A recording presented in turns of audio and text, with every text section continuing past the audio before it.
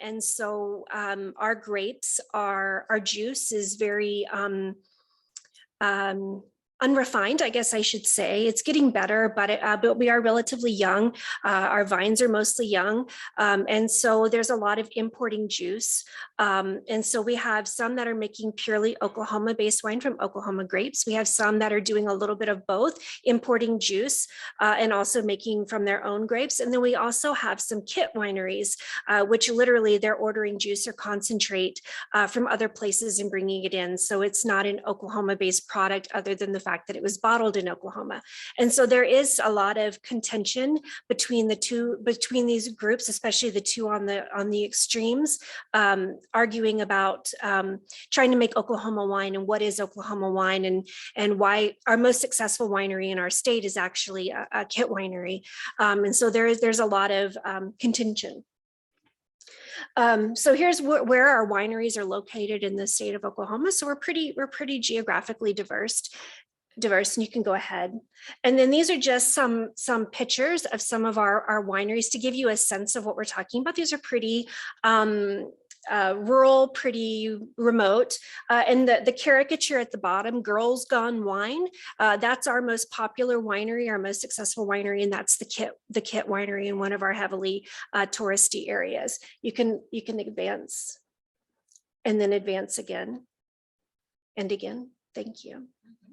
And so in Oklahoma, we have our specialty crop program provides funding for projects related to viticulture and enology. And historically, the money has gone to helping us grow better grapes, helping us make better wine, but they also have a category for tourism and marketing. And so I've applied to these small pots of money to try to help the industry in terms of tourism and marketing.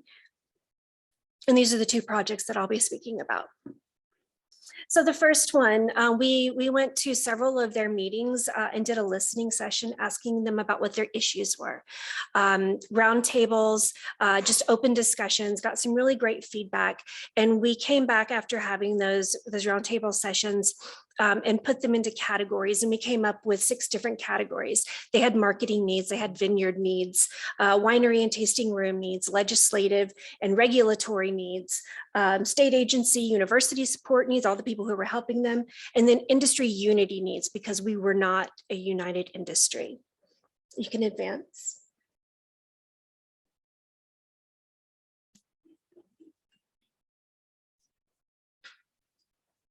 You can advance to the next slide. There we go. Did it go? Okay, sorry. And so we had several different items within each of those categories. So this is just a visual. Oh, you can't really see on the side there. But so we asked them to rate on a scale from 1 to 7 how important each of those needs were. And then after reading through all 7 of the needs, we asked them to go back and identify which of those needs was the greatest. Because they're all important, but which is the most important?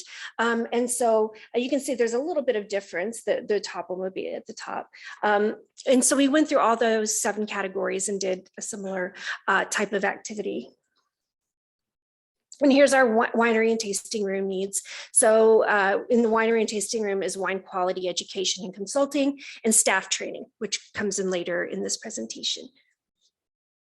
And so this was really important for us because we wanted to make sure that all voices were heard. Those listening sessions that I went to were pretty contentious. We had one where 2 winery owners were standing up, yelling at each other, and one actually left the room and we could hear the car peeling out in the parking lot. I mean, they get pretty contentious. And so this was an opportunity for everyone to have a voice and to help them prioritize their needs, and also to help all of us that are trying to help them understand where we should prioritize our efforts in helping them. Next slide, please. Next, we wanted to look at what visitors thought about their wines. And our wineries are pretty, because they're so remote and because they don't get a whole lot of visitors every single day, it was really hard for us to collect data specifically from wineries, to send people out across the state to sit there and wait. And just the logistics of trying to get some on-site winery data was pretty difficult. So we identified 3 festivals in our state that promote nothing but Oklahoma wine. So they're wine-based festivals festivals, and it's only Oklahoma wine. So we knew we were getting people who were drinking Oklahoma wine. So that was our next best alternative to gathering some data. So we wanted to just know who was drinking the wine, what they thought about the wine, and how they drink wine just in general. And so mostly female, most of them first time at the festival, relatively young, and coming from relatively close by. So we were talking about Oklahomans drinking Oklahoma wine. When we asked them how important certain aspects of attending the festival were to them, it wasn't a surprise to me, but I think it was a surprise to some of our winery owners. Drinking wine, and especially Oklahoma wine, were not the top priority, which is much the case for people who are coming to our wineries. It's something fun to do. It's an engaging thing to do in the activity. We're not a known state for wine producing. So when people come to us, they're coming for a good time, to have fun, for something to do. And so that needs to translate into the winery experience as well. How often do they drink wine? They drink wine regularly. You can see there on the left, but how often do they drink Oklahoma wine, which is what's on the right? You can see only occasionally. So they're regularly drinking wine, but they're not drinking Oklahoma wine. Do they intend to drink Oklahoma wine in the future? Yes, of course they do, because now they've tried it. Whereas before they hadn't, they liked it. So there is some potential to grow the market. Next slide. Do they like sweet wine or dry wine? I'm from the South, we're from the South, so people tend to like sweet wine, which is really great for our Oklahoma wineries, because they are sweetening a lot of their wine, putting fruit juices in them, lots of sugar, to make them more palatable. So that's a good thing. Red or white doesn't really matter. We asked the winery participants how they compared Oklahoma wine to other wines that they've drinking, and the majority of the people said they're as good as, if not better than, other wines that they've drank. And so that's really important to know that for their market, they are producing wines that their consumers would like. We asked about their wine knowledge. Most people considered themselves to have intermediate or novice knowledge. So these are not the connoisseurs of wine, and that's not who's coming to Oklahoma wineries anyways. But that's important to know. Again, thinking about that experience and the opportunity to educate, and maybe visiting those wineries would be the first entrance into drinking more wine. And about half of them had visited Oklahoma wineries, which is good. But if you asked, we delved deeper, and they'd only visited like one, and we have 44. So there's a lot of opportunity to get them out. And then, very good positive intentions of what they hope to do regarding Oklahoma wines in the future. The next thing we wanted to do was a comparative analysis. I had a graduate student who had a summer without a project. And so I hired him to manually scrape some websites looking for information. And we decided to do it this way because by him going around and scraping websites looking for data, this is what visitors who are looking to visit wineries would come across. So we looked at websites, we looked at social media, anything that was sort of outward facing. And we compared Oklahoma wineries to each other, but then we also looked at Oklahoma wineries compared to our neighboring states, what was going on. So when these wineries are trying to make business decisions or look at where they stand relative to the competition, there's no data to tell them that. So we wanted to give them sort of that baseline to see where they were at comparatively speaking. Next slide, please. So hard to see, but what I did here was highlight where Oklahoma ranked versus some of our competitor states. You can see Missouri, Arkansas, New Mexico, Texas, Kansas, and Oklahoma is where we looked. And you can see that most of our neighboring states, the wineries were open every day. But when you looked at Oklahoma wineries, we were only open an average of 5 days. And some of our websites, 10 of our wineries didn't even have their hours of operation posted on their website. And so it's things like this that become a real problem when you're trying to get more customers through the doors. Next slide, please. And we also looked at what they were offering in addition to wine, because we know people are coming for just something fun to do. So what other activities besides just having a sampling of wine and buying wine was there to do? And you can see what some of the other options were and where Oklahoma ranked and all of that. And then also what type of presence they had online, whether it be websites or social media. And unfortunately, Oklahoma did not rank that well compared to its neighbors in terms of having really publicly accessible information about them available. We also looked at user reviews, and Oklahoma wineries don't have a lot of user reviews. And so, I mean, Oklahoma is not a known product. And so people searching around are going to look for feedback, look to see what other people are saying. And there's not a lot of information there, but we know when people are leaving information, they're leaving positive information. And so encouraging our wineries to have their consumers take the time to fill out those online reviews while they're in the winery was a recommendation that we made. And also we looked at the pricing of the wine. And if any of you've worked with your wine industry, you know, there's not a lot of wiggle room. They have to charge a certain price to cover their costs, but we wanted to tell them what other people near them were charging. So we also looked at where Oklahoma ranked in terms of the average price for their wines. And so, you know, data is scarce, and these for us, our winery owners, they're the winemaker, they're the groundskeeper, they're the janitor, they're the accountant, they're the marketer, they're everything.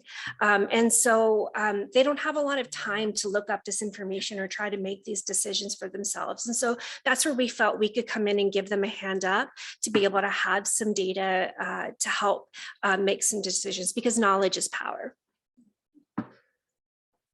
And then the last part of the project was creating some hospitality training curriculum. For our wineries, most of them are in rural parts of the state. And so they might be getting their neighbors or some of their neighbors' friends to work in the winery, and not necessarily, those people aren't necessarily wine connoisseurs.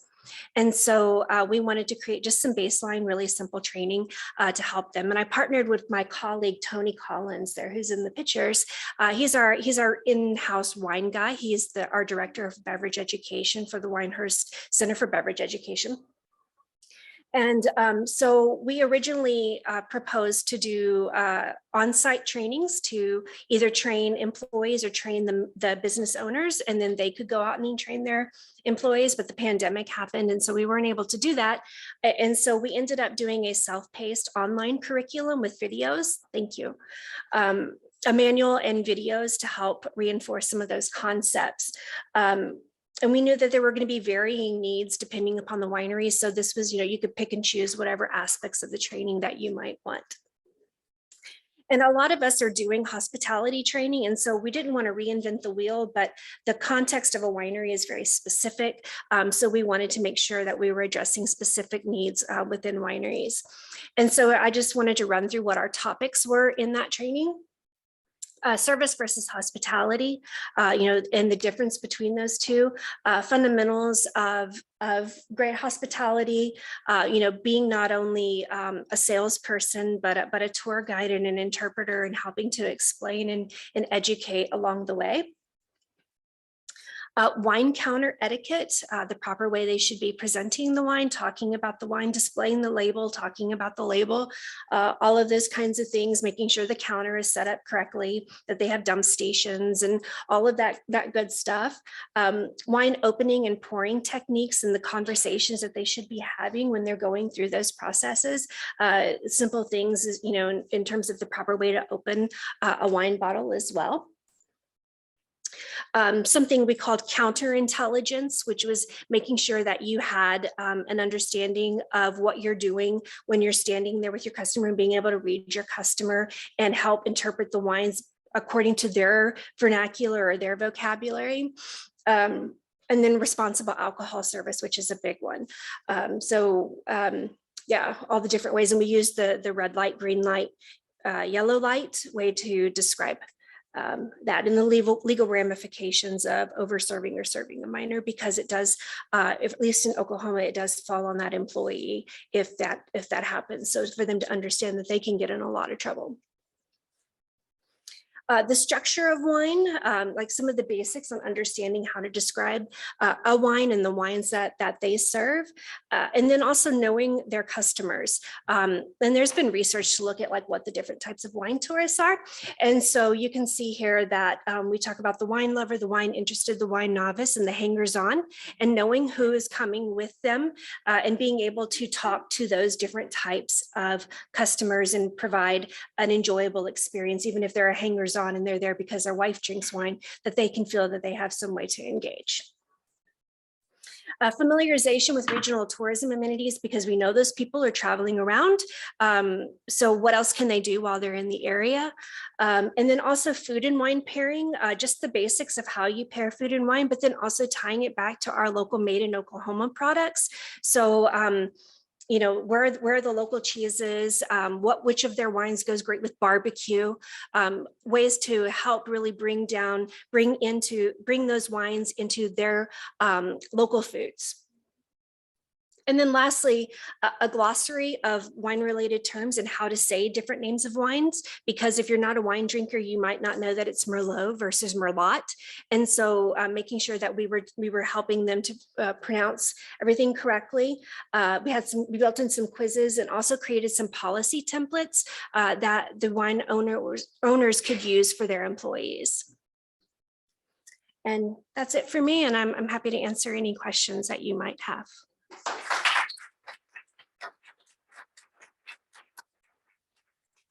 Yes, sir. That's great music history to it. Tied any, like, you know, when we got free into the red wine and song, right? Maybe lay out some of your wineries in the wild. You know, we have some really creative wineries that are branding their wines with those fun names and great labels. So yeah, nothing at the state level. That's a great idea, but we have seen some of our wineries playing on that.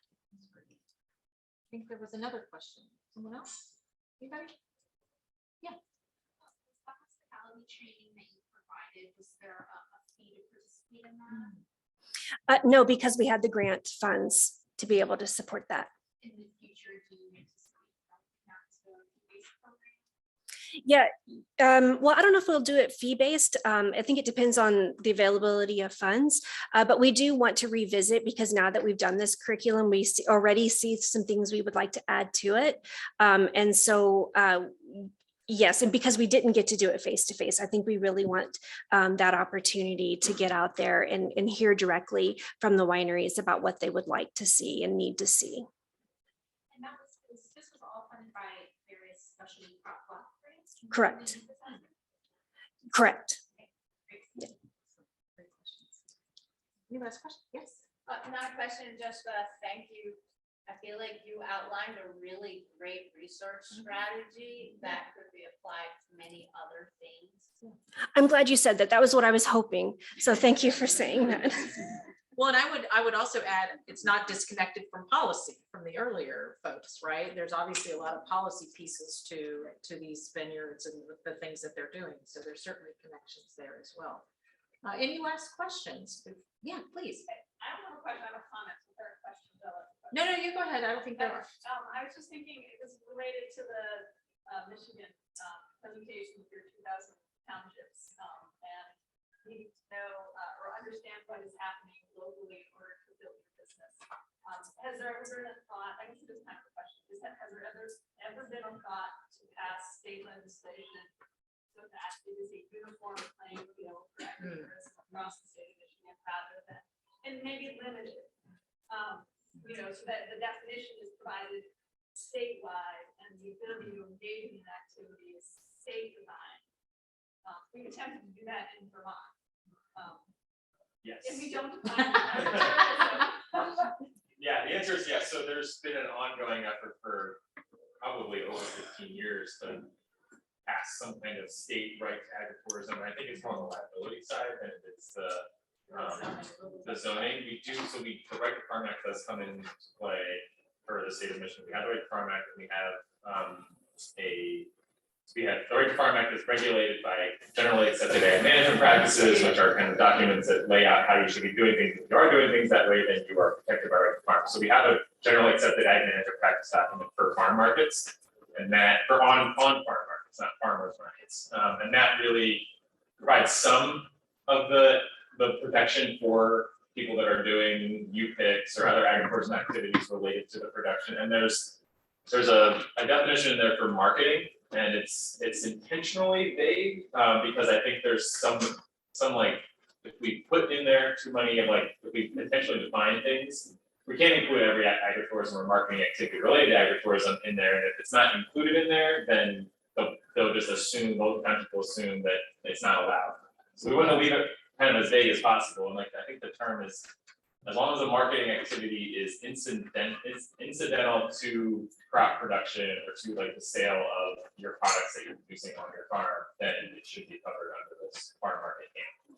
But I will say, one of the townships is requiring the farmer to give their IRS income tax receipt for the last 5 years to prove that this is a non-incidental as a response to that, which to me is ridiculous. So, to me, a working farm be 41% of the tillable land use. That's a big issue. I just want to chime in on this. There are a couple of states that at the state level, so they can't, most state law can't like stop them from having different zoning restrictions, et cetera. But there are a couple of states that specifically, and New Hampshire is one of them, that specifically says you cannot prohibit agritourism. So then if a township passes a law that makes it too onerous to be able to engage in that activity, you would have some kind of support from the state legislation. So it's not as good as what you're saying, but there's something there to protect it at the state level. And a lot of these things are being worked out in the courts in Michigan, so lawsuits are being filed, and like that's kind of helping to define what is and what isn't included in some of these requirements. That's onerous for a farmer. Yes, absolutely. That's not a good outcome for anyone, but that's kind of where it is. That's The where it's lawyers. Yeah. I think we have a couple questions back here. So I'm from New York, and we have home rule, which makes every town to do your own thing. That's a problem. You do have right to farm. And New York State Department of Agriculture will protect the farmer from the onerous and the over. But when health and safety comes into play, and there's a huge 51% is one of the things that I get really confused on because 51%. So if the farmer's making jam and jelly and having you pick, blackberries and then having the jam, and you're also selling the jam in the jars. So is it 51% of the value of the berries at wholesale? Does that include the retail of the jars? Does it include the berries that are sold retail for pickup? Like, what is that? Where is that 51% exactly falling? Because then on the flip side, we're having a wedding in a barn because the university needs for building code. So a lot of ag buildings are no longer exempt. If they have workers in them, if there's retail in them, or there's any processing or packaging, they're not agricultural buildings anymore. That's a big problem for us, because that eliminates everything but a guy and his cow. And so whether we're trying to expand or do new things or whatever, that retail. And so when is it 51%? When is the building? It's just going to be very hard because now we get into the wedding. Oh, but it's the wedding venue money is to help support the farm. You've got a caterer, and there you have to have bathrooms, and you have to have potable water according to the Department of Health. And like, that's not the farm anymore. It might support the farm, but it's not. So like, this is, I don't know if it's a question there, just saying that like, I see all of this every day, and I want to talk to you. There's a lot of nuances to this, yes. Like, Yeah, we have something to fix it. We have some language in our farm market stamps that defines what a farm market is and defines like what stipulations have to be, so it has to be at least 50% of the product sold in the farm market, but it's not really clear whether it's like pounds of product or its value of product. And there's a lot of farms that, you know, maybe only during this season that they actually have their own product in there, but they're selling local product from other farms for like a month, 3 months, and then during apple season, they have all their own local apples and all of their product. So it's not clear, right? But I think a lot of our folks are doing okay, especially in like the farm market, they just on the farm market, they're doing like you say, and they're not doing anything too pushing the envelope. You know, we haven't too many issues, but that's when we have to work with Michigan Department of Ag. They're the ones that actually follow up on the nuisance complaints related to right to farm and do the verification of the amount of product and those sorts of things. Make sure the farmers are still. Well, I think this session illustrates that we haven't figured any of this out yet. And we have a lot more questions and things that we can discuss, which is awesome, because that means we can continue to do so. But I'm sure everyone's getting hungry and it's time for lunch, and we'll have more sessions and more conversations. So please connect with each other, get on the Move app. Thank you all. Round of applause to all of our presenters.